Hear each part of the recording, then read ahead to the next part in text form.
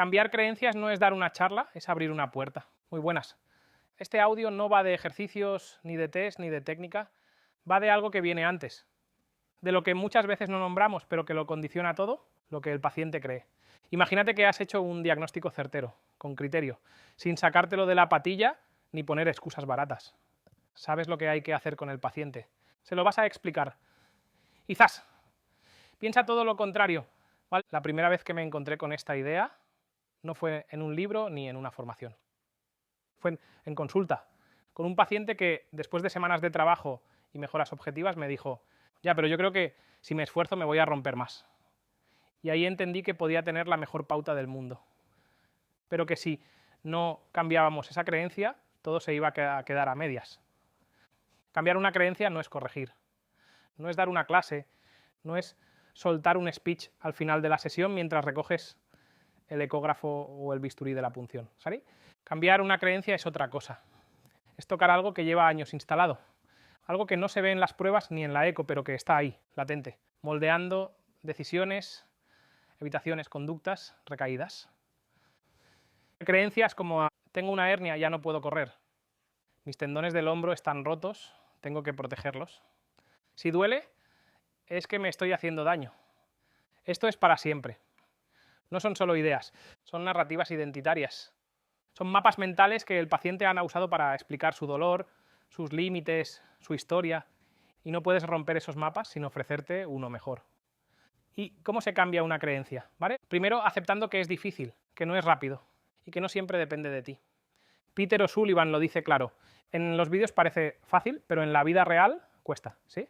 Porque no hablamos de músculo, hablamos de significado. Y ese significado viene de años, de lo que le dijeron, de lo que leyó, de lo que vio en la resonancia, de lo que le contó su cuñado, su médico, la Charo o su fisiomasajista anterior.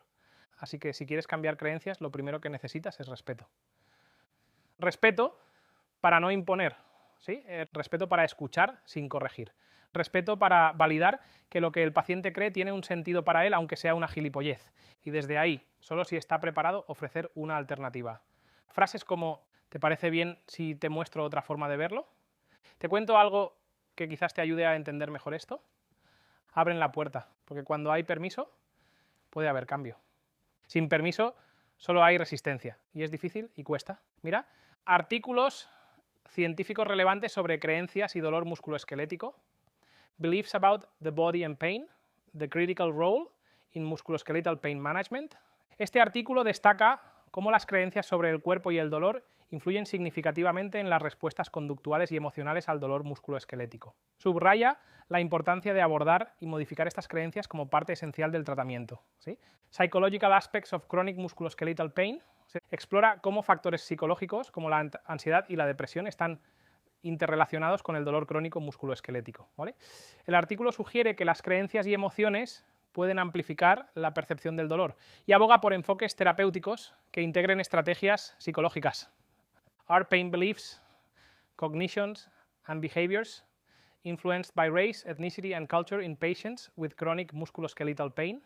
A systematic review. Este estudio sistemático examina cómo las creencias, cogniciones y comportamientos relacionados con el dolor varían según la raza, etnia y cultura, afectando la percepción y manejo del dolor musculoesquelético crónico. Associations between pain intensity, psychosocial factors and pain-related disability in chronic musculoskeletal pain.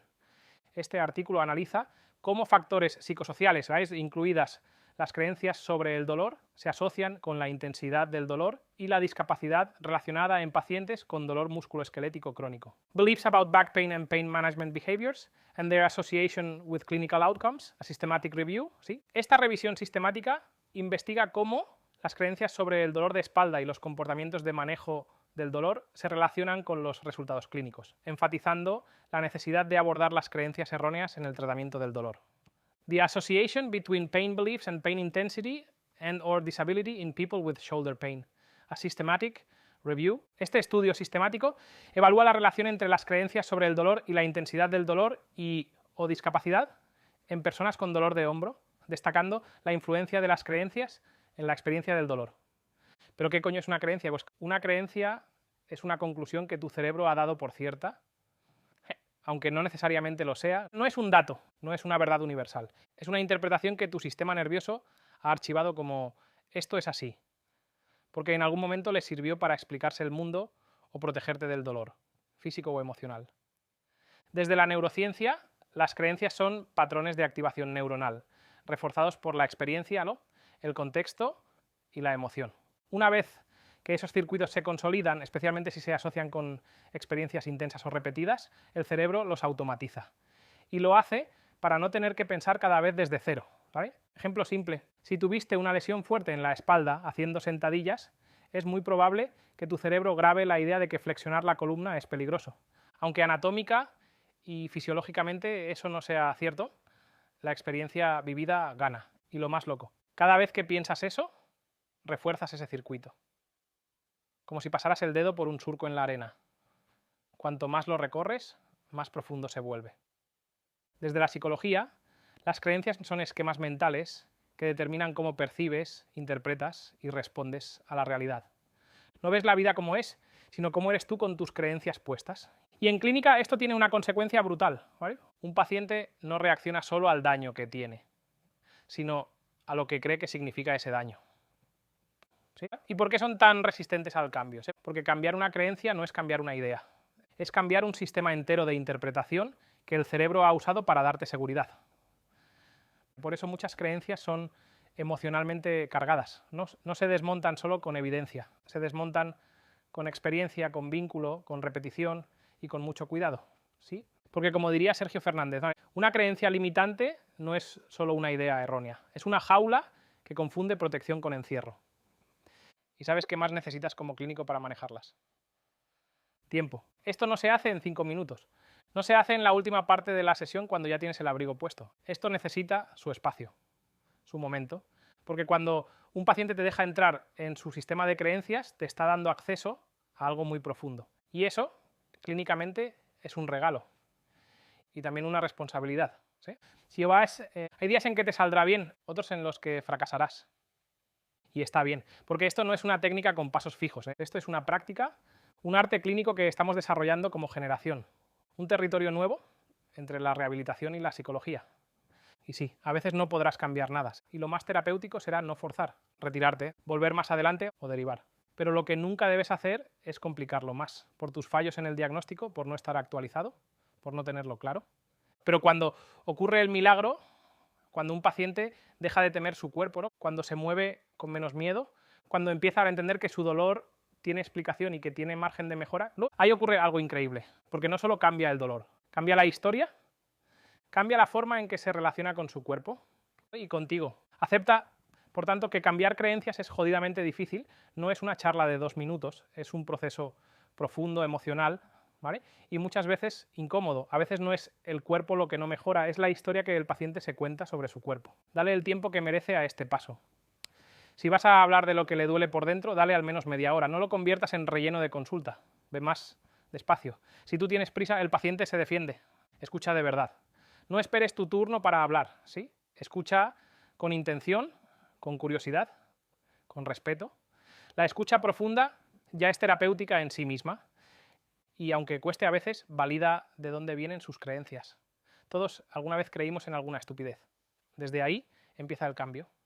No le metas a martillazos la evidencia científica y hazlo relevante para su historia. No es lo que tú sabes, es lo que a él le encaja, ¿sí? Usa ejemplos que conecten con lo que ha vivido, con sus miedos, con lo que a él o ella le importa. Metáforas, dibujos, frases, historias, movimiento, lo que sea que sirva para abrir una rendija. Cada paciente necesita una llave distinta. Y si puedes, acompáñalo con movimiento. No enseñes desde la silla, enséñale con su cuerpo. El movimiento es el mejor aliado del aprendizaje. En definitiva, el cambio de creencias no es un añadido a la rehabilitación, es muchas veces la rehabilitación en sí misma. Porque el cuerpo no sana si la mente sigue atrapada en un diagnóstico erróneo, en un miedo, en una historia de fragilidad que se repite desde hace años. Y antes de irnos, te lo tengo que decir que si no reviento. Hay pacientes que no se curan porque el clínico que los atiende les mete más miedo que el propio dolor, ¿vale? Así de claro. Le dicen que tiene una desalineación y una inestabilidad que su cuerpo está mal hecho o que si no corrige eso va a ir a peor. Y lo peor no es el diagnóstico de mierda que hacen, lo peor es la semilla de fragilidad que acaban de plantar en su cabeza. Una creencia que paraliza, que justifica la evitación, que alimenta la dependencia, que convierte a una persona funcional en un funcionario, alguien que se siente roto, inservible, frágil. Y no lo digo solo yo. La ciencia ya ha demostrado que las creencias del clínico influyen directamente en las del paciente. Si tú ves el cuerpo como una máquina frágil, el paciente también. Si tú ves el dolor como una alarma que hay que apagar a toda costa, él también. Sí, pero si tú trabajas desde un enfoque moderno, bioconductual, biopsicosocial, si entiendes que el dolor es una experiencia compleja, ¿no?, contextual, modulada por lo que crees y por cómo vives, entonces sí, le das al paciente herramientas en lugar de etiquetas falsas. Por eso en el máster en diagnóstico diferencial no enseñamos solo a diagnosticar y valorar como un puto máquina, ¿no? Enseñamos a pensar, a escuchar, a no dañar con las palabras, a no construir pacientes crónicos desde una camilla. Y eso hoy no es una opción, es una responsabilidad, porque al menos, si no te esfuerzas por ser parte de la solución, al menos no seas parte del problema. Feliz día.